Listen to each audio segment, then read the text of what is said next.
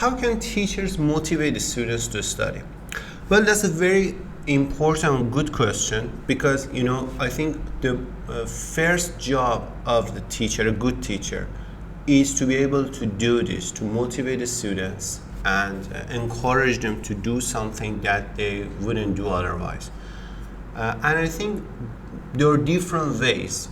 First, the teacher's personality plays a very important role. So not everybody should become a teacher. That's very important. They should love what they do, and they should spend a lot of time analyzing their own work and keeping themselves up to date, reaching for the best resources, receiving regular training, and having discussion with their peers and things like this. And it's non-stop. It continues as long as you are a teacher. But if you want to talk more specifically, I think they should work on building a good relationship with the students and finding better techniques that work locally wherever you work as a teacher. I think these are very important ones. Who has a greater influence on the students, teachers or parents, and why? Well, I think you cannot just answer this, because it depends on many factors, and of course it depends most of all on the students. Different students can receive the influence from different people. Some of them have a very good relationship with their parents, so undoubtedly parents play a more important and marked role in that case.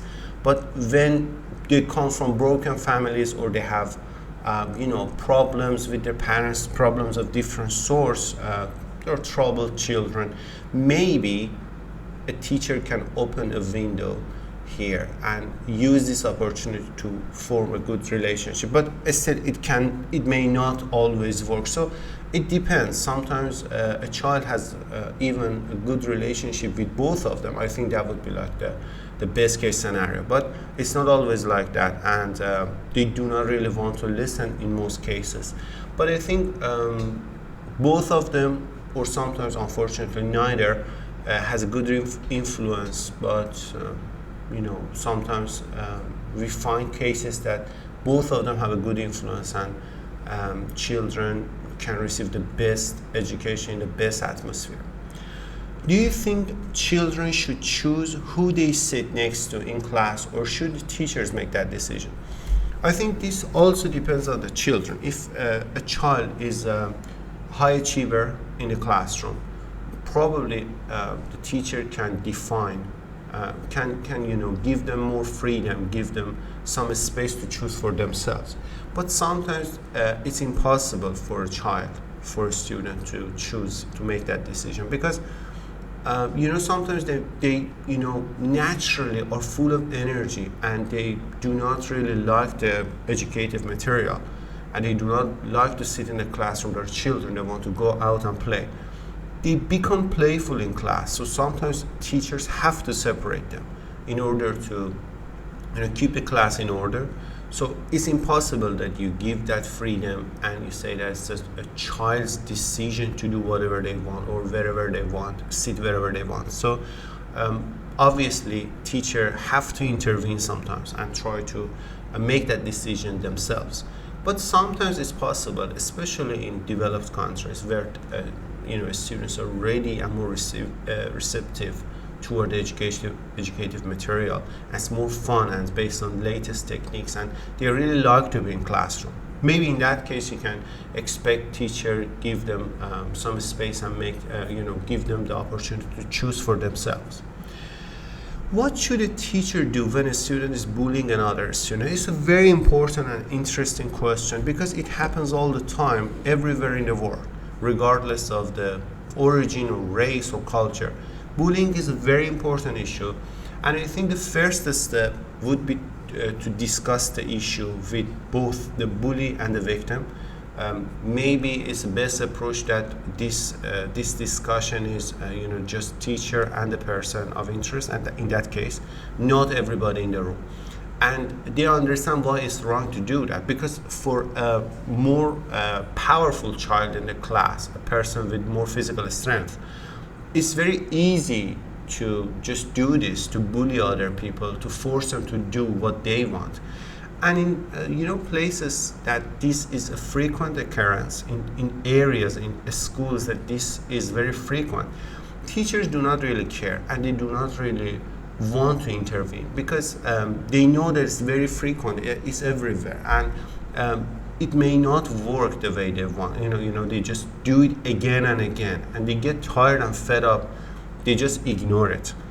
But the best way is to talk to the bully and make them understand that this behavior is wrong. And if they repeat it, they have to, first just a verbal warning maybe, and later they have to, for example, ask the parents to come and talk to them, and force them to change their behavior if they do not really want to do it themselves. And maybe in more serious cases, they have to be expelled temporarily, of course, and even further. But I'm sure we can expect a high percentage of them to change their behavior because they do not want to go further and they do not want to escalate the situation. So first is just a friendly conversation, but it can get worse and further steps need to be taken. And the last question, what is the role of parents in child's education? That's very important one actually. I don't think any education system can deliver good results without parents, cooperation in a positive way. So parents should understand children's shortcomings and try to, be available, make themselves available whenever and wherever they want it, if they really care about their children's education and the future.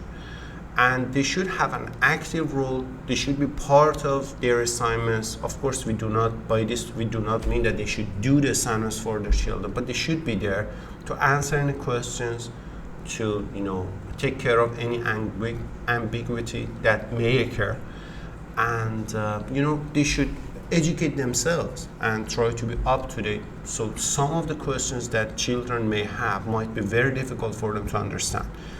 Very frequent problem here is that out of kindness, some parents fall victim and try to do all the assignment themselves, and they think this is the right thing to do in a way, and this is wrong.